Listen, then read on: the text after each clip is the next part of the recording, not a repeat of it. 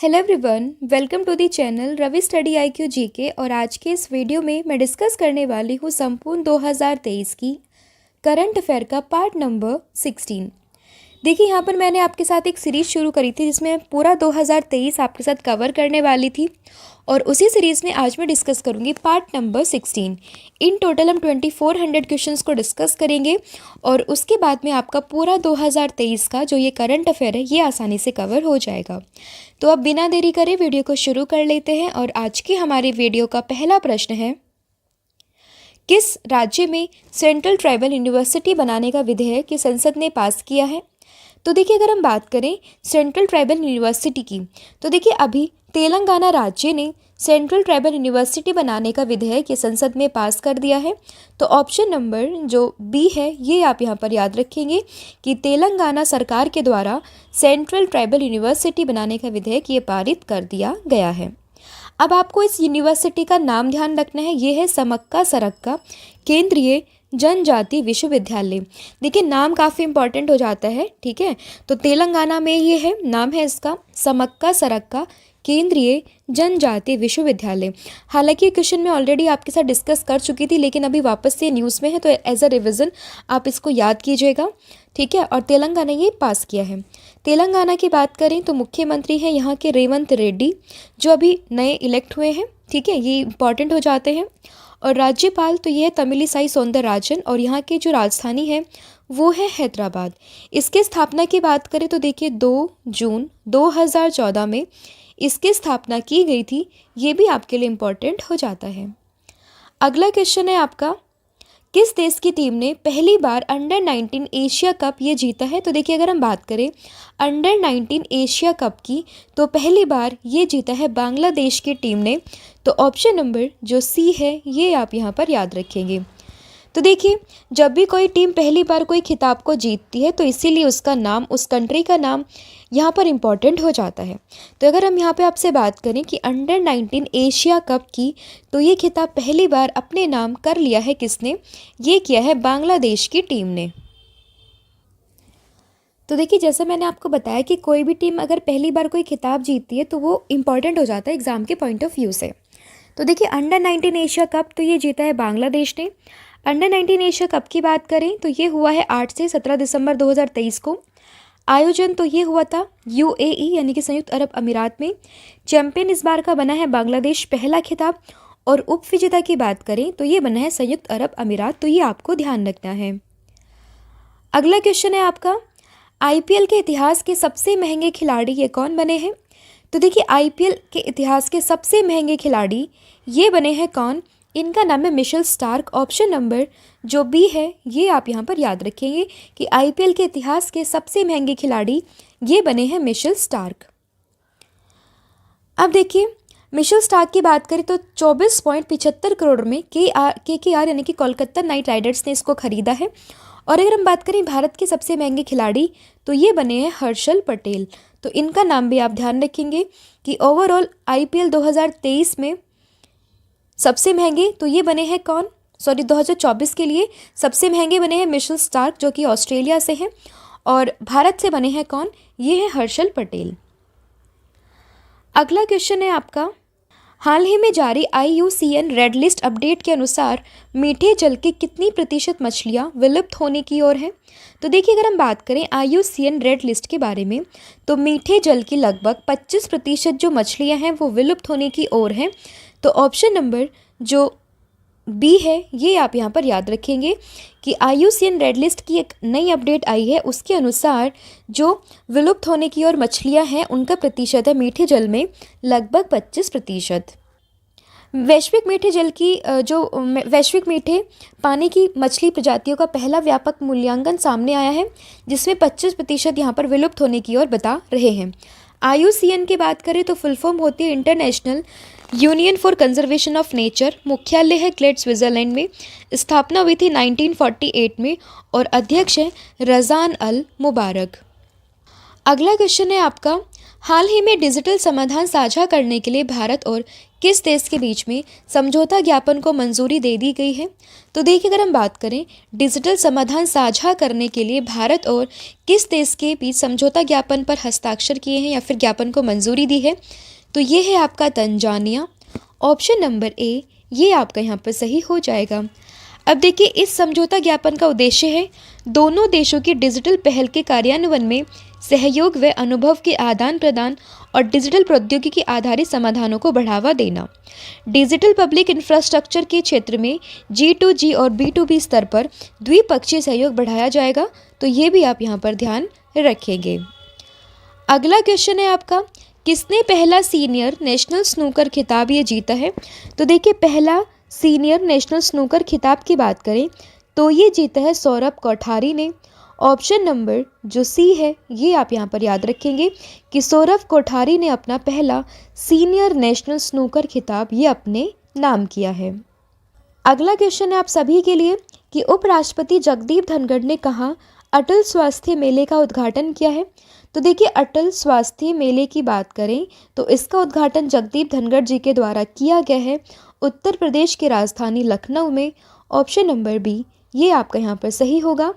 तो देखिए, उपराष्ट्रपति हैं जगदीप धनखड़ जी, इन्होंने 2 दिवसीय अटल स्वास्थ्य मेले का उद्घाटन किया है। अटल जी की जयंती पर शहर के लोगों को स्वास्थ्य सुविधाएं निःशुल्क उपलब्ध कराने के उद्देश्य से कई साल से लखनऊ में बड़े स्तर पर स्वास्थ्य मेला ये लगाया जाता है। फिर ये तीसरी बार मिस्र के राष्ट्रपति कौन बने हैं? तो देखिए, तीसरी बार मिस्र के राष्ट्रपति की बात करें तो ये बने हैं अब्दुल फतेह अल सीसी। ऑप्शन नंबर जो सी है ये आप यहाँ पर याद रखेंगे। तो देखिए, ये बने हैं कहाँ के राष्ट्रपति? मिस्र के राष्ट्रपति। और ध्यान देने योग्य बात ये है कि 2023 में जो चीफ गेस्ट के रूप में शामिल हुए थे वो कौन हुए थे गणतंत्र दिवस पर? तो ये हुए थे मिस्र के राष्ट्रपति अब्दुल फतेह अल सीसी। और साल 2024 के गणतंत्र दिवस में जो शामिल होंगे वो होंगे फ्रांस के राष्ट्रपति। तो ये भी आपको ध्यान रखना है और इनका नाम है इमैनुअल मैक्रोन। ठीक है, तो तीसरी बार मिस्र के राष्ट्रपति ये बने हैं अब्दुल फतेह अल सीसी। अगला क्वेश्चन है आप सभी के लिए, लेकिन उससे पहले हम थोड़ा मिस्र के बारे में जान लेते हैं। मिस्र की राजधानी तो ये है काहिरा, मुद्रा है यहाँ की मिस्री पाउंड और राष्ट्रपति तो ये बने हैं अब्दुल फतेह अल सीसी। ठीक है, तो मिस्र के राष्ट्रपति ये तीसरी बार बने हैं लगातार और अभी तीसरे कार्यकाल के बाद ये और 6 वर्षों तक जो है वो सत्ता में रहने वाले हैं। अगला क्वेश्चन है आप सभी के लिए कि किस भारतीय ने अंटार्कटिका की सबसे ऊंची चोटी माउंट विंसन पर सफल चढ़ाई की है? तो देखिए, अगर हम बात करें माउंट विंसन पर किस भारतीय ने अंटार्कटिका की सबसे ऊंची चोटी है ये इस पर चढ़ाई की है, तो इनका नाम है शेख हसन खान। ऑप्शन नंबर जो सी है ये आप यहाँ पर ध्यान रखेंगे। तो देखिए, केरल सरकार ने 36 वर्षीय कर्मचारी शेख हसन खान ने अंटार्कटिका की सबसे ऊंची चोटी जिसका नाम है माउंट विंसन इस पर चढ़ाई की है। तो देखिए, स्टैटिक का क्वेश्चन भी यहाँ से बन जाता है क्योंकि अभी न्यूज़ में है, तो आपसे डायरेक्टली ये भी पूछ सकते हैं कि अंटार्कटिका की सबसे ऊंची चोटी ये कौन सी है। ठीक है, और इसीलिए अब यहाँ पर सबसे ऊंची चोटी जो है वो आई है। तो इसी के साथ साथ में जितने भी कॉन्टिनेंट है अदर, जैसे कि एशिया हुआ, अफ्रीका हुआ, North America, South America, Australia, Antarctica, इन सब की जो हाईएस्ट पीक है ये आपको पता होनी चाहिए। ठीक है, याद रखने योग्य बात यह है कि शेख हसन खान की ये 5वीं चोटी है जिस पे उन्होंने फतेह हासिल की है। और माउंट विंसन के अलावा शेख हसन ने 4 अन्य सबसे ऊंची चोटियाँ जैसे कि माउंट एवरेस्ट जो कि एशिया में है, माउंट डेनाली जो कि उत्तरी अमेरिका में है, माउंट किलिमंजारो जो कि अफ्रीका में है, माउंट एल्ब्रस जो कि यूरोप में है। ठीक है, ये देखिए 4 तो मैंने आपको बता दी हैं। अब आप मुझे बताएंगे ऑस्ट्रेलिया और साउथ अमेरिका की सबसे ऊंची चोटियों के नाम। इस अभियान का उद्देश्य क्या है? तो देखिए, अंटार्कटिका में हो रहे जलवायु परिवर्तन के बारे में जागरूकता फैलाना, यही इस अभियान का उद्देश्य है। अगला क्वेश्चन है आप सभी के लिए, छत्तीसगढ़ राज्य विधानसभा का अध्यक्ष किसे चुना गया? तो देखिए, छत्तीसगढ़ राज्य विधानसभा के अध्यक्ष की बात करें तो ये चुने गए हैं रमन सिंह। ऑप्शन नंबर जो बी है ये आपका यहाँ पर सही हो जाएगा।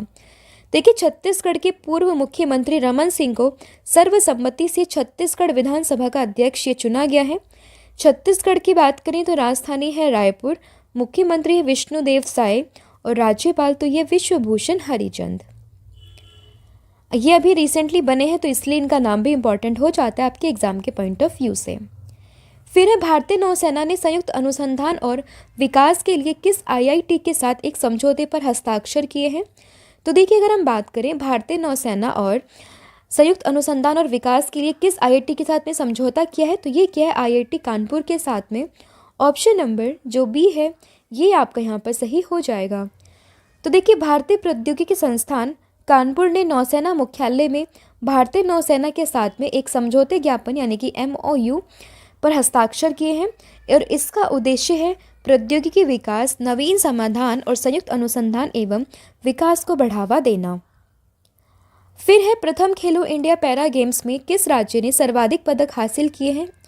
तो देखिए, अगर हम बात करें प्रथम खेलो इंडिया पैरा गेम्स में तो सबसे ज़्यादा मेडल ये लिए हैं हरियाणा की टीम ने। तो ऑप्शन नंबर जो बी है ये आपका यहाँ पर सही हो जाएगा। देखिए, पहली बार इसका आयोजन हुआ है भारत में, कहाँ पर, नई दिल्ली में। नाम है खेलो इंडिया पैरा गेम्स और टॉप पर जो रहा है वो है हरियाणा। ठीक है, पहले स्थान पर है हरियाणा, दूसरे पर है उत्तर प्रदेश और तीसरे पर यह है तमिलनाडु राज्य। फिर भारत सरकार ने Delhi Meerut regional rapid transit system corridor के लिए किसके साथ ऋण समझौते पर हस्ताक्षर किए हैं। तो ये हस्ताक्षर किए हैं ADB यानी कि एशिया डेवलपमेंट बैंक के साथ में। ऑप्शन नंबर सी आपका यहाँ पर सही हो जाएगा। देखिए, भारत सरकार और एशियाई विकास बैंक ने Delhi Meerut regional rapid transit system corridor के लिए 37 बिलियन जापानी येन के ऋण पर हस्ताक्षर किए हैं। इसके तहत 82 किलोमीटर लंबा जो ये Delhi Meerut regional rapid transit system है ये कॉरिडोर विकसित किया जाएगा। तो ये भी आप यहाँ पर ध्यान रखेंगे। अगला क्वेश्चन है हिरोशिमा दिवस कब मनाया जाता है। तो देखिए, हिरोशिमा दिवस की बात करें तो ये हम मनाते हैं 6 अगस्त को। ऑप्शन नंबर डी आप यहाँ पर याद रखेंगे कि हिरोशिमा दिवस ये मनता है हर साल 6 अगस्त को। देखिए, आपने मॉडर्न हिस्ट्री में ये टॉपिक पढ़ा होगा कि कैसे हिरोशिमा पर जो जापान में इसने सेकेंड वर्ल्ड वॉर के दौरान जो है अमेरिका ने इस पर बम डाला था, एटम बम डाला था, और उसी के बाद में यहाँ पर काफ़ी जान मान की जो है वो नुकसान यहाँ पर देखने के लिए मिला था। ठीक है, तो हिरोशिमा दिवस ये हम मनाते हैं 6 अगस्त को, और उसी के 3 दिन बाद यानी कि 9 अगस्त को जो है वो जापान के दूसरे शहर जिसका नाम है नागासाकी, वहाँ पर जो है वो अटैक हुए थे। तो ये भी आप ध्यान रखेंगे।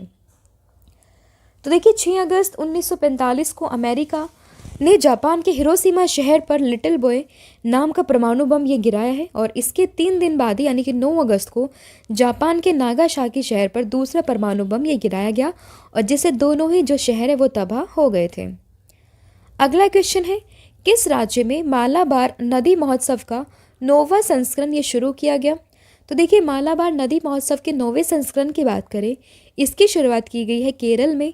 ऑप्शन नंबर जो बी है ये आप यहाँ पर याद रखेंगे। तो देखिए, केरल में मालाबार नदी महोत्सव का 9वां संस्करण ये कोझिकोड के तुषारागिरी में शुरू हुआ, और इस आयोजन में भारतीय कार्यक्रम के अलावा अमेरिका, ब्रिटेन, इजराइल, कजाकिस्तान, दक्षिण अफ्रीका सहित 10 देशों के पैडलर ये भाग ले रहे हैं। फिर आपका अगला क्वेश्चन है उत्तर प्रदेश सरकार ने राज्य में कितने साइबर अपराध पुलिस स्टेशन खोलने को मंजूरी दी है। तो देखिए, अगर हम बात करें उत्तर प्रदेश सरकार की तो उसने 57 साइबर अपराध पुलिस स्टेशन खोलने को मंजूरी दी है। तो ऑप्शन नंबर जो ए है ये आपका यहाँ पर सही हो जाएगा। फिर राष्ट्रपति द्रौपदी मुर्मू ने पुस्तकालय महोत्सव 2023 का उद्घाटन कहाँ किया है। तो देखिए, राष्ट्रपति द्रौपदी मुर्मू की अगर हम बात करें तो पुस्तकालय महोत्सव 2023 का उद्घाटन ये हुआ है नई दिल्ली में। ऑप्शन नंबर जो बी है ये आप यहाँ पर याद रखेंगे। देखिए, ये महोत्सव भारत में पुस्तकालयों के आधुनिकीकरण और डिजिटलीकरण पर बातचीत शुरू करने के लिए दुनिया भर में प्रतिष्ठित पुस्तकालयों पर प्रकाश डालेगा। फिर है भारतीय वायुसेना को किस देश से air launch spike non line of site anti tank guided missile ये लॉन्च की है। तो ये लॉन्च की है इजराइल ने। ऑप्शन नंबर डी आपका यहाँ पर सही हो जाएगा। देखिए, इस देश का निर्माण इजराइल की कंपनी जो है राफेल एडवांस डिफेंस सिस्टम ने किया है, राफेल एडवांस डिफेंस सिस्टम ने किया है, और यह मिसाइल हेलीकॉप्टर से 50 किलोमीटर और भूमि से 32 किलोमीटर तक टारगेट को मार सकती है। फिर राष्ट्रीय हथकरघा दिवस कब मनाते हैं, काफ़ी इंपॉर्टेंट है। तो राष्ट्रीय हथकरघा दिवस की बात करें तो ये हम मनाते हैं 7 अगस्त को, जिसको हम इंग्लिश में कहते हैं नेशनल हैंडलूम डे।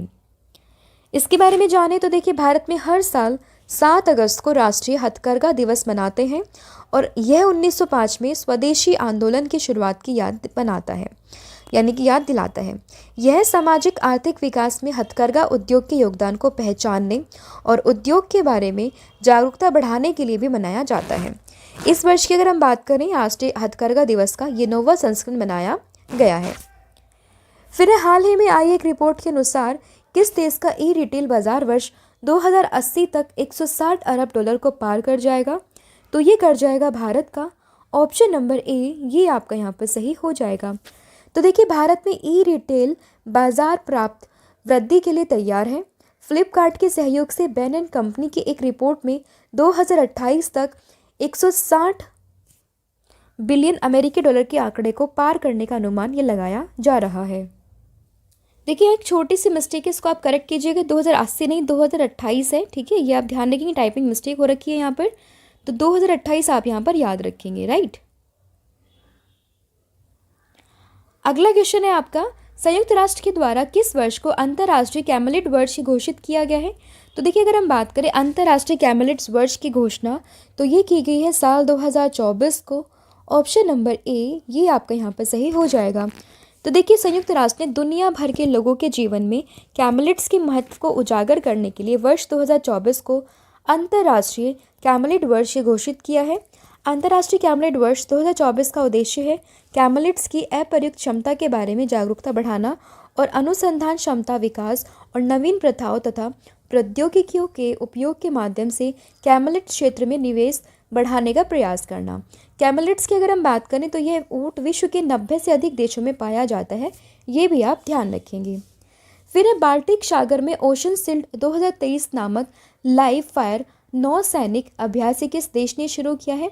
तो ओशन शील्ड 2023 की बात करें तो इसकी शुरुआत की है रशिया ने। ऑप्शन नंबर सी ये आपका यहाँ पर सही हो जाएगा। तो देखिए, रूस यूरोप और एशिया महाद्वीप में स्थित है। रूस की राजधानी मॉस्को है, मुद्रा यहाँ की रूबल है और राष्ट्रपति हैं यहाँ के व्लादिमीर पुतिन। फिर है भारत का पहला शीतकालीन वैज्ञानिक अभियान ये किस शहर से शुरू किया गया? तो इसकी शुरुआत की गई है नई दिल्ली से। ऑप्शन नंबर ए आपका यहाँ पर सही हो जाएगा। देखिए, केंद्रीय पृथ्वी विज्ञान मंत्री हैं किरण रिजिजू। इन्होंने 18 दिसंबर 2023 को नई दिल्ली में पृथ्वी विज्ञान मंत्रालय मुख्यालय से आर्कटिक के लिए भारत का पहला शीतकालीन वैज्ञानिक अभियान ये शुरू किया है। अभियान का उद्देश्य है नॉर्वे के स्वालबार्ड में स्थित भारतीय अंतरिक्ष स्टेशन हिमाद्री को पूरे साल संचालित रखना। अगला क्वेश्चन है, 2023 के लिए विश्व बैंक के वैश्विक पर्यटन चार्ट में कौन सा देश जो है वो शीर्ष स्थान पर है? तो देखिए, अगर हम बात करें 2023 के लिए विश्व बैंक के वैश्विक पर्यटन चार्ट में सबसे टॉप पर जो कंट्री है इसका नाम है भारत। ऑप्शन नंबर ए। तो देखिए, विश्व बैंक की प्रवासन और विकास रिपोर्ट के अनुसार अगर हम बात करें, भारत 2023 में प्रवासियों से प्राप्तियों के मामले में शीर्ष स्थान पर है। लगभग 125 अरब डॉलर जो है भारत भेजे गए हैं 2023 में। पहले स्थान पर है भारत, दूसरे पर मैक्सिको, तीसरे पर है चाइना। अगला क्वेश्चन है आपका, केंद्रीय मंत्री स्टडी इंडिया पोर्टल ये शुरू किया है किसने? तो देखिए, किस केंद्रीय मंत्री ने स्टडी इंडिया पोर्टल की शुरुआत की है? तो ये की है यहाँ पर धर्मेंद्र प्रधान और जयशंकर दोनों ने। ऑप्शन नंबर जो डी है ये आपका यहाँ पर सही हो जाएगा। देखिए, अगर हम बात करें केंद्रीय शिक्षा मंत्री धर्मेंद्र प्रधान और विदेश मंत्री एस जयशंकर थी, तो इन दोनों ने इस पोर्टल की शुरुआत की है। उच्च शिक्षा संस्थानों में दाखिलों से जुड़ी पूरी सूचना उपलब्ध कराई जाएगी। SII प्रोग्राम को 2018 में शिक्षा मंत्रालय के द्वारा शुरू किया गया और शिक्षा मंत्रालय के अनुसार इस पोर्टल पर भारतीय उच्च शिक्षा संस्थानों के बारे में पूरी सूचना ये उपलब्ध कराई जाएगी। फिर देवधर ट्रॉफी 2023 का खिताब ये किसने जीता है? तो देखिए, देवधर ट्रॉफी की बात करें तो ये खिताब जीता है साउथ जोन ने। ऑप्शन नंबर सी आपका यहाँ पर सही हो जाएगा। फिर किस देश की फिल्म चिल्ड्रंस ऑफ नोबॉडी ने KIFF फेस्टिवल में सर्वश्रेष्ठ फिल्म का पुरस्कार जीता है? तो देखिए, अगर हम बात करें चिल्ड्रन ऑफ नोबॉडी की, तो ये बेस्ट फिल्म का अवार्ड जीता है इजराइल ने। ऑप्शन नंबर सी आपका यहाँ पर सही हो जाएगा। फिर किस AI ने प्रधानमंत्री मोदी जी के भाषण का वास्तविक समय में भारतीय भाषाओं में अनुवाद किया है? तो ये किया है भाषिनी AI में। ऑप्शन नंबर बी आपका यहाँ पर सही हो जाएगा। देखिए, भाषिनी एक अभिनव पहल के रूप में सामने आती है जो भारत में हजारों व्यक्तियों के सामूहिक प्रयासों पर आधारित है। इस परियोजना में लोगों को अपनी मूल भाषाओं में डेटा को योगदान देना होगा और ओपन सोर्स भाषा डेटा सेट बनाने शामिल है। ये डेटा सेट एक नींव के रूप में कार्य करते हैं जिस पर भाषिनी अनुवाद उपकरण सहित विभिन्न उपकरण बनाए जा सकते हैं। फिर भारत में 508 रेलवे स्टेशन के पुनर्विकास के लिए अगस्त 2023 में प्रधानमंत्री नरेंद्र मोदी ने किस योजना को शुरू किया? तो ये अमृत भारत स्टेशन योजना, ऑप्शन नंबर डी। तो देखिए, इस पुनर्विकास परियोजना की लागत लगभग 24,470 करोड़ रुपए है। इससे यात्रियों को आधुनिक सुविधाएं ये प्रदान की जाएंगी और इन सभी स्टेशन के नए डिज़ाइन स्थानीय संस्कृति और विरासत पर आधारित होंगे। अमृत भारत स्टेशन योजना देश भर में 1309 स्टेशनों के पुनर्विकास के लिए शुरू की गई है। फिर फॉल्कन शील्ड 2023 एक सैन्य अभ्यास है जिसमें किन देशों को शामिल किया गया है, किन देशों ने भाग लिया है? तो देखिए, फाल्कन शील्ड की बात करें तो इसमें शामिल हैं चीन और UAE, ऑप्शन नंबर ए ये आपका यहाँ पर सही हो जाएगा। तो देखिए, अगर हम बात करें चीन और संयुक्त अरब अमीरात की, तो अगस्त में चीन के जीजिंगयांग में फाल्कन शील्ड 2023 नामक अपना पहला संयुक्त वायु सेना प्रशिक्षण आयोजित करेंगे और इस प्रशिक्षण का उद्देश्य है दोनों सेनाओं के बीच में व्यवहारिक आदान प्रदान और सहयोग को मजबूत करना और आपसी समझ और विश्वास को बढ़ावा देना। फिर ट्रकोमा को ख़त्म करने के लिए WHO के द्वारा मान्यता प्राप्त 18वां देश ये कौन सा है? तो देखिए, अगर हम बात करें ट्रकोमा को ख़त्म करने के लिए WHO से मान्यता प्राप्त 18वां देश, तो ये बना है इराक, ऑप्शन नंबर डी। देखिए, संयुक्त जो है आपका स्वास्थ्य संगठन ने आधिकारिक रूप से इराक को ट्रकोमा को सार्वजनिक स्वास्थ्य समस्या के रूप में सफलतापूर्वक नष्ट करने वाले 18वें देश के रूप में शामिल किया है। ट्रकोमा के बारे में अगर हम जानें तो देखिए, ये आँख का संक्रमण है, बैक्टीरियल संक्रमण, जिसका कारण बैक्टीरियम क्लामीडिया ट्रकोमेटिस से होता है और यह मुख्य रूप से आँख की सतह और पलक के अंदर प्रभावित करता है। फिर नासा ने दुनिया के पहले सुपरसोनिक विमान X-59 को क्या उपनाम दिया है? तो ये उपनाम दिया गया है son of concord, option number D ये आपका यहाँ पर सही हो जाएगा। अगला क्वेश्चन है, इंटरपोल ने मानव तस्करी के विरुद्ध कौन सा अभियान शुरू किया? तो मानव तस्करी के विरुद्ध जो अभियान शुरू हुआ है इसका नाम है operation storm maker 2, option number C. देखिए, मानव तस्करी को रोकने के लिए ऑपरेशन स्टॉर्म मेकर्स 2 इसको चलाया गया। इंटरपोल की बात करें तो स्थापना हुई थी 1923 में, मुख्यालय इसका लियन, फ्रांस में। अगला क्वेश्चन है आप सभी के लिए, किस देश के वैज्ञानिकों ने मलेरिया को ख़त्म करने के लिए TC1 नामक बैक्टीरिया की खोज की है? तो देखिए, मलेरिया को ख़त्म करने के लिए TC1 नामक बैक्टीरिया की खोज ये की है स्पेन ने, ऑप्शन नंबर सी। फिर किस राज्य ने गैंडों के लिए गैंडों के संरक्षण के लिए राइनो टास्क फोर्स का गठन करने का फैसला किया है? तो देखिए, अगर हम बात करें गैंडों के संरक्षण के लिए राइनो टास्क फोर्स का, तो ये गठन किया है बिहार ने, ऑप्शन नंबर जो ए है ये आप यहाँ पर याद रखेंगे।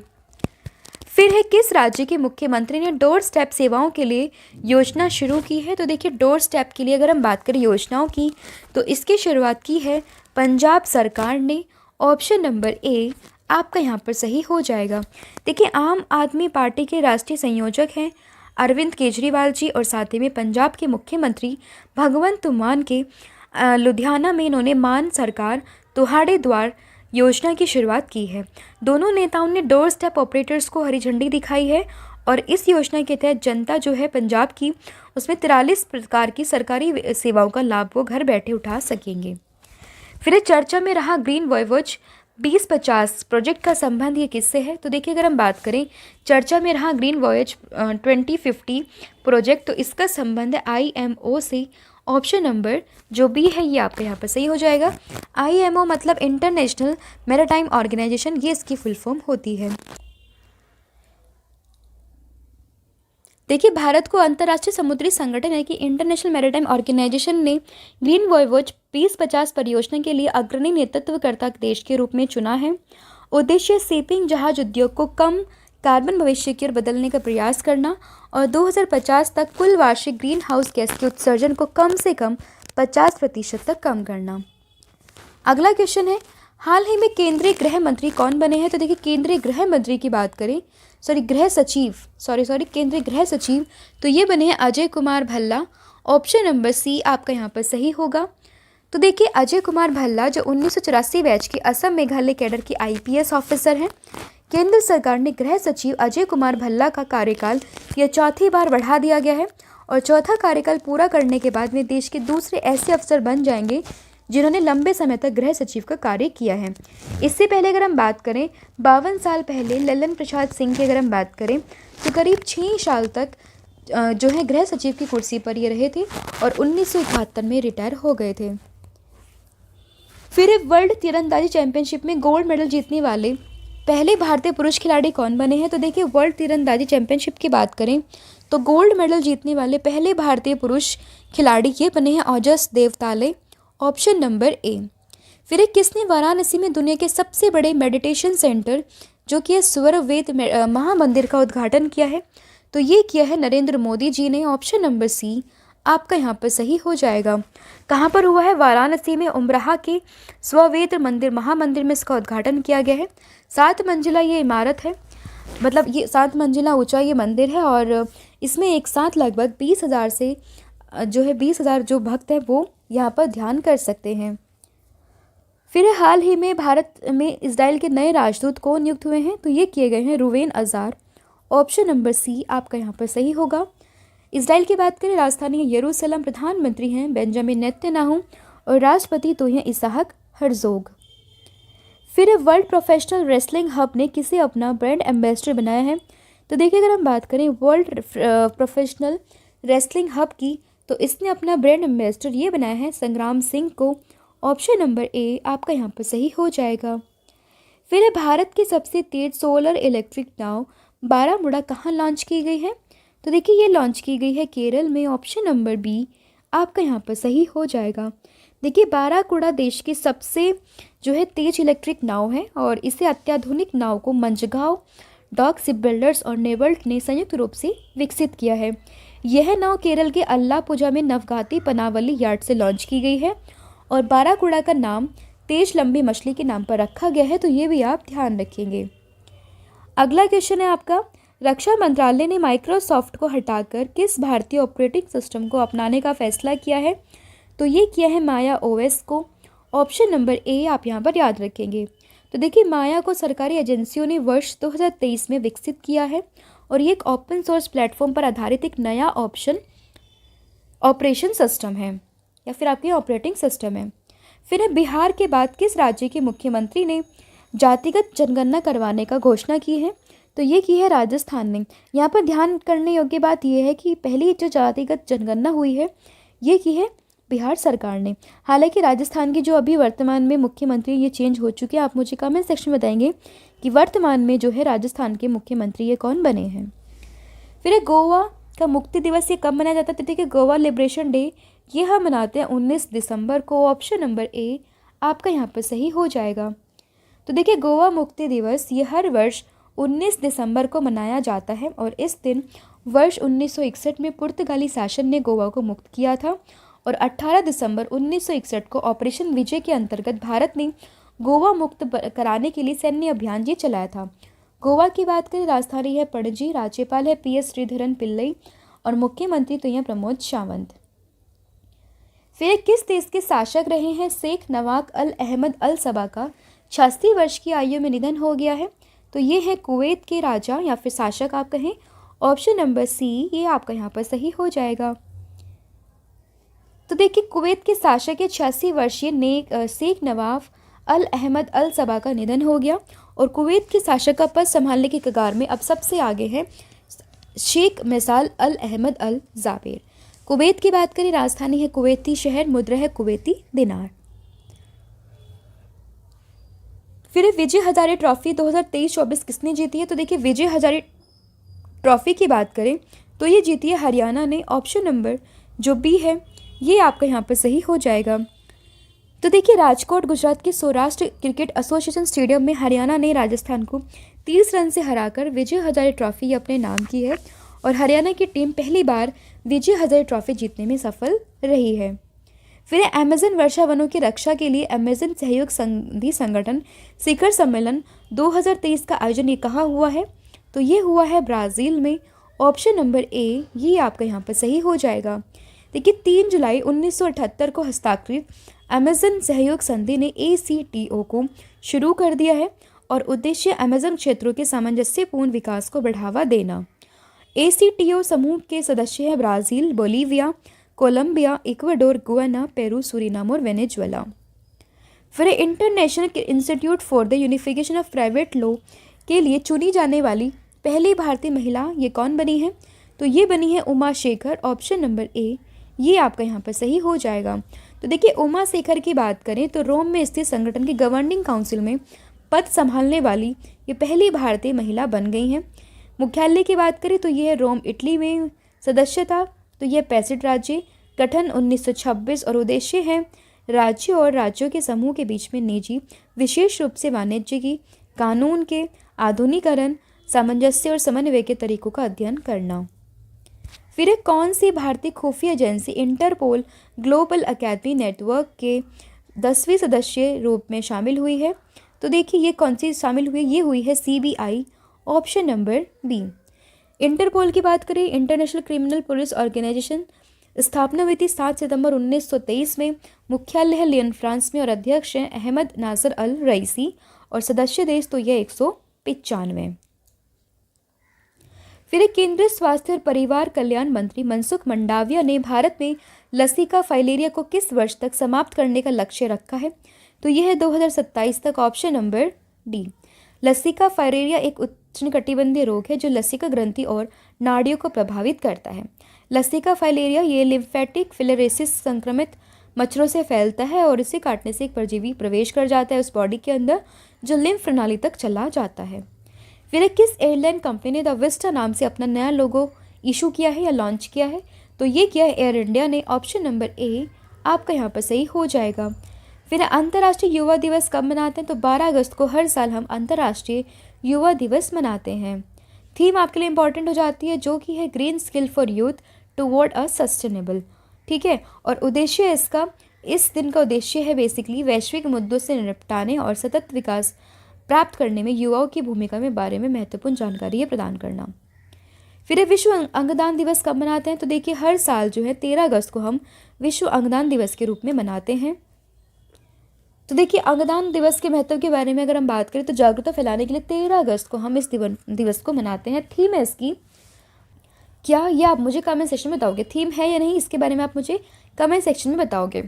और ध्यान देने योग्य बात यह है कि राष्ट्रीय अंगदान दिवस भारत में राष्ट्रीय अंगदान दिवस ये मनाते हैं 27 नवंबर को। तो दोनों अलग अलग हैं, इनको याद रखिएगा।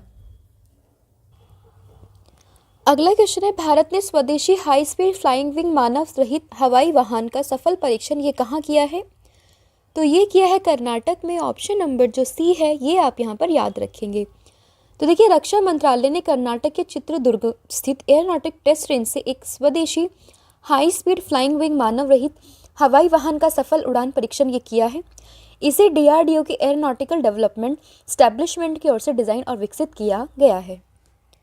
फिर ये भारत किस देश के साथ संयुक्त वित्त तंत्र की मदद से 2027 तक अपनी सड़क पर 50,000 इलेक्ट्रिक बस लाने का लक्ष्य इसने यहाँ पर रखा है? तो ये इसने रखा है किस देश के साथ में? अमेरिका के साथ में। ऑप्शन नंबर सी ये आपका यहाँ पर सही हो जाएगा। तो देखिए भारत ने अमेरिका के साथ में संयुक्त वित्त तंत्र की मदद से वर्ष 2027 तक अपनी सड़कों पर 50,000 इलेक्ट्रिक बस लाने का लक्ष्य रखा है। EV की बात करें तो इलेक्ट्रिक वाहन ऐसे वाहन होते हैं जो आंतरिक दहन इंजन की बजाय इलेक्ट्रिक मोटर पर संचालित होते हैं जो ईंधन और गैसों के मिश्रण को जलाकर बिजली उत्पन्न करते हैं। फिर भारत में अल्पसंख्यक अधिकार दिवस कब मनाते हैं? तो ये मनाते हैं 18 दिसंबर को। Option number C. देखिए हर साल 18 दिसंबर को हम अल्पसंख्यक अधिकार दिवस मनाते हैं जिसका विषय होता है विविधता का जश्न और समावेश। उद्देश्य भारत के अल्पसंख्यकों की विविधता और समावेशिता को बढ़ावा देना। फिर है पाकिस्तान के नए कार्यवाहक प्रधानमंत्री कौन बने हैं? तो ये बने अनवर अल हक। ऑप्शन नंबर जो सी है ये आपके यहाँ पर सही हो जाएगा। तो देखिए पाकिस्तान में नेशनल असेंबली का कार्यकाल ये 12 अगस्त 2023 को ख़त्म हो गया है और उसके बाद में चुनावी प्रतिक्रिया या फिर आपके चुनावी प्रक्रिया तक के लिए जो तत्कालीन प्रधानमंत्री शहबाज शरीफ और विपक्ष के नेता राजा रियाज ने अनवर उल हक का नाम चुना और राष्ट्रपति को भेजा और इसके बाद राष्ट्रपति ने अनवर उल हक को पाकिस्तान का केयर टेकर प्रधानमंत्री ये नियुक्त कर दिया है। फिर शिक्षा के लिए प्रतिष्ठित रॉयल सोसाइटी ऑफ केमिस्ट्री के न्यूहोम पुरस्कार 2023 से किसे सम्मानित किया गया? तो ये सम्मानित हुई हैं सविता लाडेज। ऑप्शन नंबर जो बी है ये आप यहाँ पर ध्यान रखेंगे। तो देखिए रसायन विज्ञान शिक्षा में उनके उत्कृष्ट योगदान की एक महत्वपूर्ण मान्यता में मुंबई के Homi Bhama centre for science education Tata institute से प्रोफेसर रही हैं। इन्हें ही रॉयल सोसाइटी ऑफ केमिस्ट्री के पुरस्कार से सम्मानित किया गया है। फिर सड़क सुरक्षा 2023 में वैश्विक स्थिति रिपोर्ट किस संगठन के द्वारा जारी की गई? तो ये की है WHO ने, यानी कि वर्ल्ड हेल्थ ऑर्गेनाइजेशन, विश्व स्वास्थ्य संगठन ने। ऑप्शन नंबर ए ये आपका यहाँ पर सही हो जाएगा। तो देखिए WHO ने एक रिपोर्ट जारी की है जिसका शीर्षक है वैश्विक स्थिति सड़क सुरक्षा 2023 पर रिपोर्ट। ये दुनिया भर में सड़क यातायात से होने वाली मौतों और सुरक्षा के संबंध में महत्वपूर्ण निष्कर्षों और अंतर्दृष्टि का खुलासा करती है और दुनिया भर में सड़क यातायात से होने वाली मौतों में 2010 से 2021 के बीच में 5% की कमी आई है। कुल मिलाकर अगर हम कहें सालाना 1.19 मिलियन मौतें यहाँ पर हुई हैं। अगला क्वेश्चन है इंडिया स्टार्टअप फेस्टिवल 2023 ये किस शहर में आयोजित किया गया? तो देखिए अगर हम बात करें इंडिया स्टार्टअप फेस्टिवल 2023 की, तो ये शुरुआत हुई है कहाँ पर? बेंगलुरु में इसका आयोजन हुआ है। तो ऑप्शन नंबर जो ए है ये आप यहाँ पर याद रखोगे। तो इंडिया स्टार्टअप फेस्टिवल 2023 का दूसरा संस्करण 10 से लेकर 12 अगस्त के बीच में मोइनुद्दीन बेंगलुरु में आयोजित किया गया और थीम है इसकी innovation at the bottom of the pyramid. फिर किसने मेड फॉर इंडिया कृत्रिम AI का अनावरण किया है? तो ये किया है किसने? ये किया है भावेश अग्रवाल ने। ऑप्शन नंबर जो सी है ये आप यहाँ पर ध्यान रखेंगे। देखिए आपने ओला कैब का नाम सुना होगा, तो ओला के सह संस्थापक है ये भावेश अग्रवाल और इन्होंने ही कृत्रिम AI का अनावरण किया है। देखिए भावेश अग्रवाल द्वारा स्थापित नया कृत्रिम बुद्धिमत्ता उद्यम ओला के सह संस्थापक ने बहुभाषी AI मॉडल का एक नया परिवेश पेश किया है जो विशेष रूप से भारतीय पारिस्थितिकी तंत्र की विशिष्ट आवश्यकताओं को पूरा करने के लिए तैयार है। कृत्रिम प्रो नाम के मॉडल को 22 भारतीय भाषाओं, भारत प्रथम लागत संरचनाओं से सांस्कृतिक जुड़ाव की ओर पहुंचाने में जोर देता है। फिर PM नरेंद्र मोदी ने किस शहर में काशी तमिल संगमम का दूसरा संस्करण ये लॉन्च किया है? तो ये लॉन्च किया है वाराणसी में। ऑप्शन नंबर जो डी है ये आप यहाँ पर याद रखोगे। उद्देश्य क्या है इसका? तो उद्देश्य है वाराणसी और तमिलनाडु के बीच में सांस्कृतिक संबंधों को बढ़ावा देना। पहला संस्करण ये हुआ था 16 नवंबर से 16 दिसंबर के बीच में और दूसरा ये है 17 दिसंबर से 30 दिसंबर के बीच में। फिर किसने ITF विश्व चैंपियंस पुरस्कार 2023 ये जीता है? तो देखिए ITF चैंपियंस पुरस्कार की बात करें तो ये जीता है नोवाक जोकोविच और आरियाना सबलेंका ने। उपयुक्त दोनों यहाँ पर इसका सही आंसर हो जाएगा।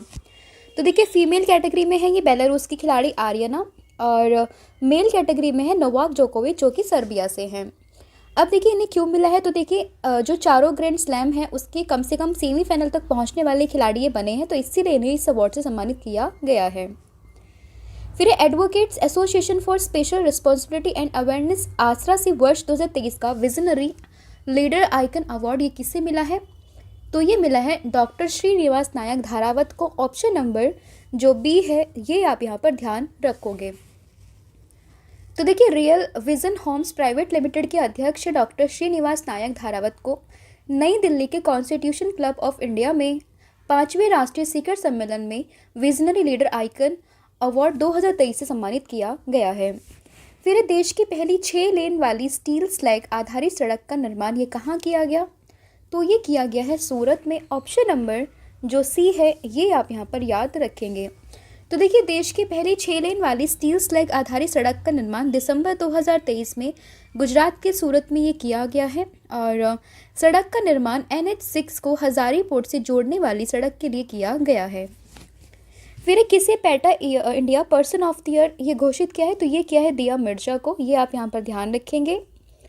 देखिए, दिया मिर्ची एक भारतीय अभिनेत्री है और उन्हें ही PETA India person of the year 2023 के नाम से घोषित किया गया है। पेटा का पूरा नाम है पशुओं के लिए नैतिक व्यवहार के पक्षधर लोग। पेटा की बात करें तो संस्थापक है इसके एग्रिट न्यूकर्क और एलेक्स पाचेको, और स्थापना हुई थी इसकी 1980 में और मुख्यालय इसका यूएसए में। फिर 24x7 यानी कि 24x7 वीडियो कॉन्फ्रेंसिंग या फिर वीडियो बैंकिंग सेवा देने वाला भारत का पहला बैंक कौन सा है, तो ये एयू बैंक, यानी कि ऑप्शन नंबर जो ए है ये आपका यहाँ पर सही हो जाएगा। तो देखिए, ग्राहक के बैंकिंग सुविधाओं से जुड़ी किसी प्रकार की समस्या के समाधान के लिए जो एयू बैंक के द्वारा 24x7 मुफ्त वीडियो कॉलिंग की सुविधा को उपलब्ध कराने वाला ये पहला बैंक बना है। और 1996 में एयू बैंक की स्थापना ये की गई थी, परंतु 2017 में इसको स्मॉल बैंक का दर्जा ये दिया गया है। मुख्यालय इसका राजस्थान में है, जो कि उसकी राजधानी जयपुर में स्थित है। फिर किस राज्य के मुख्यमंत्री ने मां नर्मदा लोक बनाने की घोषणा की है, तो मां नर्मदा लोक बनाने की घोषणा ये की है किसने, ये की है मध्य प्रदेश सरकार ने। ऑप्शन नंबर जो डी है ये आप यहाँ पर ध्यान रखेंगे। एमपी के जो सीएम है वो भी चेंज हुए हैं, तो इनका नाम भी आप मुझे बताएंगे कमेंट सेक्शन में। फिर किस भारतीय जलवायु कार्यकर्ता ने COP28 शिखर सम्मेलन के दौरान जीवाश्म ईंधन का उपयोग बंद करने की मांग को लेकर विरोध प्रदर्शन किया है, तो ये है लिसिप्रिया कंजुगम। ऑप्शन नंबर जो बी है ये आप यहाँ पर याद रखेंगे। फिर है डेकाकॉन बनने वाला पहला भारतीय ब्रांड कौन सा है, तो देखिए डेकाकॉन बनने वाला पहला भारतीय ब्रांड ये है IPL। ऑप्शन नंबर जो सी है ये आप यहाँ पर ध्यान रखेंगे। देखिए, डेकाकॉन कंपनी कौन सी कंपनी होती है, ये वो कंपनी होती है जिनका वैल्यूएशन जो है वो 10 अरब डॉलर यानी कि लगभग 83,400 करोड़ रुपए के पार पहुंच जाता है, तो इसी कंपनी को कहते हैं डेकाकॉन कंपनी। और IPL की जो वैल्यूएशन है वो साल 2023 में 10.7 अरब डॉलर ये पहुंच चुकी है, तो इसीलिए इसको डेकाकॉन कंपनी का दर्जा दिया गया है। फिर मर्सर के द्वारा जारी क्वालिटी ऑफ लिविंग इंडेक्स 2023 के अनुसार भारत के लिए किस शहर में सबसे अच्छा जीवन स्तर है, तो ये है आपका हैदराबाद में। ऑप्शन नंबर बी आप यहाँ पर याद रखेंगे। देखिए, क्वालिटी ऑफ लिविंग इंडेक्स की अगर हम बात करें तो हैदराबाद भारत में जीवन की गुणवत्ता के मामले में टॉप पर है। और जीवन स्तर मामले सूचकांक में अगर हम बात करें तो जलवायु, स्कूल और शिक्षा, बीमारी, स्वच्छता मानकों, हिंसा, अपराध, शारीरिक दूरी, इन सभी कारकों पर यह आधारित होता है। ओवरऑल अगर हम पहले स्थान पर बात करें तो ये है वियना ऑस्ट्रिया की कैपिटल, फिर है ज्यूरिख स्विट्जरलैंड में दूसरे स्थान पर, और फिर है वैंकूवर जो कि कनाडा में तीसरे स्थान पर। फिर है भारत का पहला कृषि डेटा एक्सचेंज कहाँ लॉन्च किया गया, तो ये लॉन्च किया गया है हैदराबाद में। ऑप्शन नंबर सी आप यहाँ पर याद रखेंगे। तो देखिए, कृषि डेटा एक्सचेंज ये लॉन्च किया गया हैदराबाद में। अगला है इसरो के द्वारा सूर्य के प्रभा मंडल का निरीक्षण करने के लिए किस मिशन को लॉन्च किया गया, तो ये किया गया आदित्य L1 मिशन को। ऑप्शन नंबर ये कर दिया गया है, तो ऑप्शन नंबर जो ए है ये आप यहाँ पर ध्यान रखोगे। PSLV यहाँ पर एक टर्म आती है जिसका मतलब है पोलर सैटेलाइट लॉन्च व्हीकल, और आदित्य L1 मिशन का उद्देश्य सन अर्थ लैग्रेंज पॉइंट 1 की कक्षा से सूर्य का अध्ययन करना। यह मिशन सूर्य का नज़दीक से निरीक्षण करेगा और इसके वातावरण तथा चुंबकीय क्षेत्र के बारे में अध्ययन करेगा। फिर नई दिल्ली के KD जाधव इंडोर हॉल में खेलो इंडिया पैरा गेम्स 2023 की औपचारिक उद्घाटन ने किसने किया है, तो इसका उद्घाटन ये किया है किसने, अनुराग सिंह ठाकुर ने। ऑप्शन नंबर जो बी है आप यहाँ पर याद रखोगे। देखिए, पहली बार हो रहे हैं खेलो इंडिया पैरा गेम्स और KD जाधव इंडोर स्टेडियम में इनका उद्घाटन किया गया, और ये इसका पहला संस्करण था और इसका मुख्य उद्देश्य था सभी पैरा एथलीटों को सशक्त बनाना। फिर अंतर्राष्ट्रीय प्रवासी दिवस ये कब मनाया जाता है, तो देखिए अंतर्राष्ट्रीय प्रवासी दिवस की बात करें तो ये मनाते हैं 18 दिसंबर को।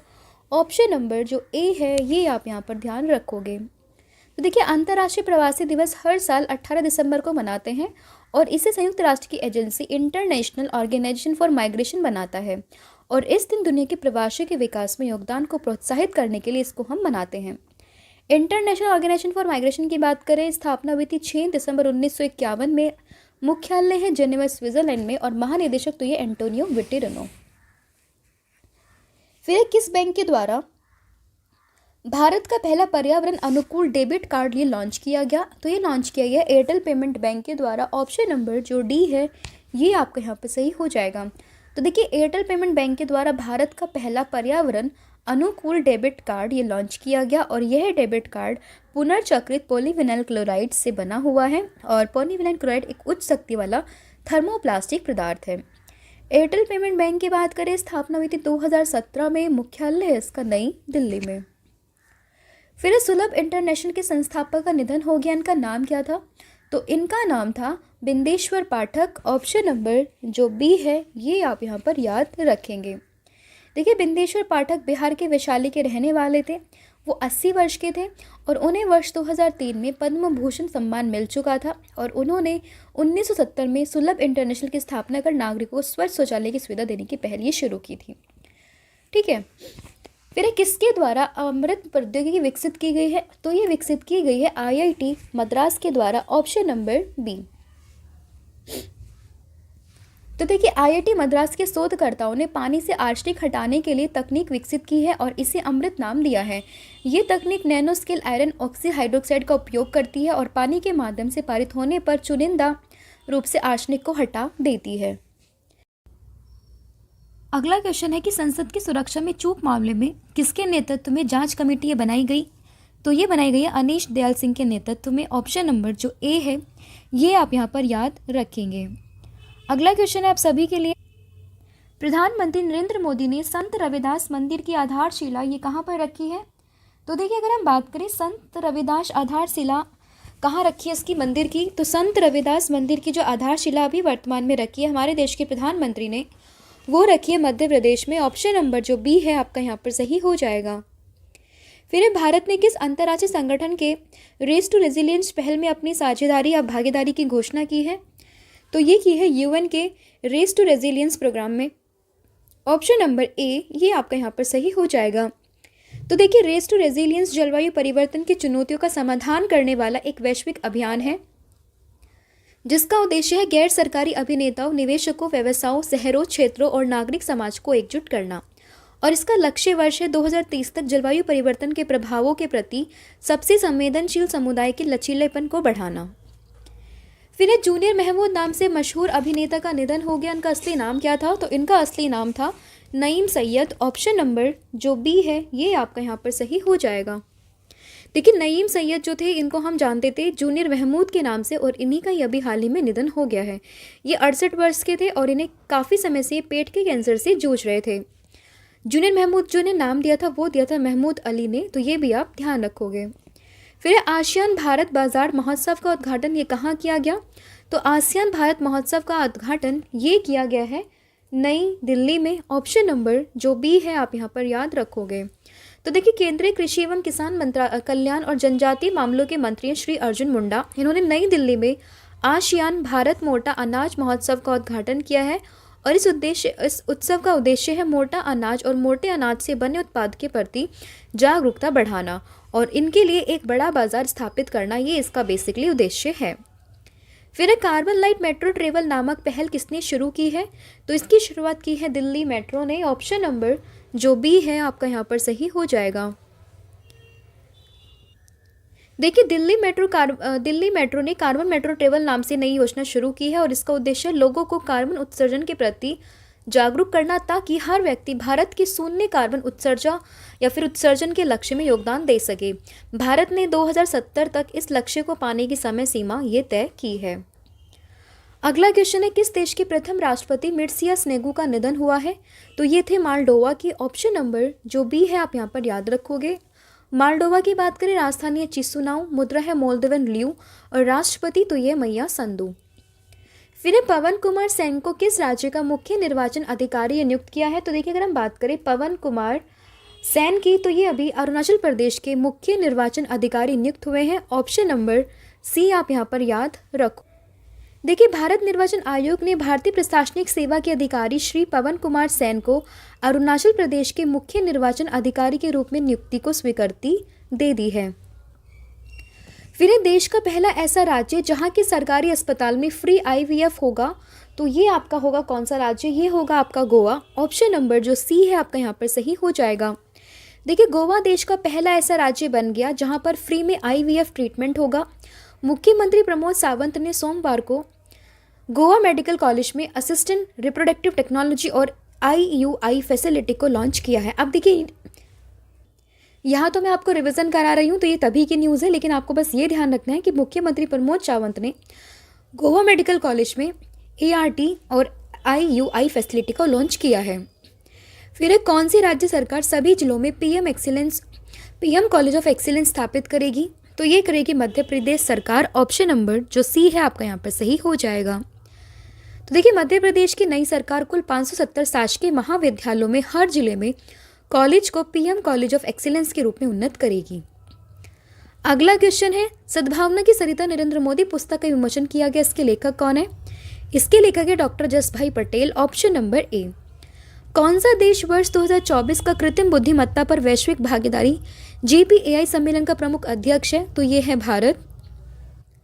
तो देखिए, भारत के प्रधानमंत्री द्वारा कृत्रिम बुद्धिमत्ता पर वैश्विक भागीदारी शिखर सम्मेलन का उद्घाटन किया गया और भारत वर्ष 2024 का GPAI सम्मेलन का प्रमुख अध्यक्ष है। GPAI की बात करें तो 28 देशों का गठबंधन है और इसमें दिल्ली घोषणा जो है, नई दिल्ली डिक्लेरेशन, इसको अपनाया गया है। फिर वर्ष 1971 के युद्ध में पाकिस्तान पर भारत की जीत के उपलक्ष्य में विजय दिवस किस तारीख को मनाया गया? तो ये मनाया गया है 16 दिसंबर को। ऑप्शन नंबर जो डी है आपका यहाँ पर सही हो जाएगा। देखिए, 16 दिसंबर को हर साल विजय दिवस के रूप में हम मनाते हैं और विजय दिवस पाकिस्तानी सैनिकों द्वारा घुसपैठ करने के विरुद्ध ऑपरेशन विजय में भारतीय सशस्त्र बलों की जीत की स्मृति में मनाया जाता है। पाकिस्तानी सैनिकों ने 3 दिसंबर 1971 को 11 भारतीय हवाई क्षेत्रों पर हमला किया और जिसे युद्ध करार दिया गया था और उस समय भारत की प्रधानमंत्री तो ये थी इंदिरा गांधी। फिर मशहूर खिलाड़ी के नाम से मशहूर थे मोहम्मद हबीब का निधन ये हो गया है 15 अगस्त को। तो वो किस खेल से थे? वो खेल थे बेसिकली किस थे? उनका संबंध था फुटबॉल से। ऑप्शन नंबर जो डी है आपका यहाँ पर सही हो जाएगा। फिर किस बॉलीवुड अभिनेता को हाल ही में भारतीय नागरिकता मिली है? तो ये मिली है अक्षय कुमार को। ऑप्शन नंबर सी आपका यहाँ पर सही हो जाएगा। देखिए, अर्ली अक्षय कुमार के पास में जो थी वो भारत की नागरिकता नहीं थी, वो कनाडा के सिटीजन थे और उन्होंने वहाँ की सिटीजनशिप छोड़ दी और अब वो भारत के सिटीजन बन गए हैं। ऑप्शन नंबर सी आप यहाँ पर याद रखोगे। फिर फ्रांस ने अपने देश के सर्वोच्च सम्मान लीजन ऑफ ऑनर से इसरो के किस वैज्ञानिक को सम्मानित किया है? तो ये सम्मानित किया है VR ललिता पिंका बी को। ऑप्शन नंबर जो बी है आपका यहाँ पर सही हो जाएगा कि VR ललिता बिंका जो है ललिता बिंका, इनको अभी हाल ही में लीजन ऑफ ऑनर से सम्मानित किया गया है, जो कि फ्रांस का अपना देश का सर्वोच्च सम्मान है। फिर 67वें राष्ट्रीय स्कूल खेल कहाँ शुरू हुए हैं? तो ये हुए हैं कहाँ पर? नई दिल्ली में। ऑप्शन नंबर सी आपका यहाँ पर सही हो जाएगा। देखिए, 67वें राष्ट्रीय नेशनल गेम्स दिल्ली के छत्रसाल स्टेडियम में शुरू हुए हैं और 2 दिन तक चलने वाले इस राष्ट्रीय प्रतियोगिता में देश भर के विभिन्न स्कूलों के 3400 खिलाड़ी अलग अलग वर्गों में 13 खेल स्पर्धाओं में अपना दमखम दिखाएंगे और इस बार जो इस खेल की मेजबानी है वो दिल्ली शिक्षा निदेशालय कर रहा है।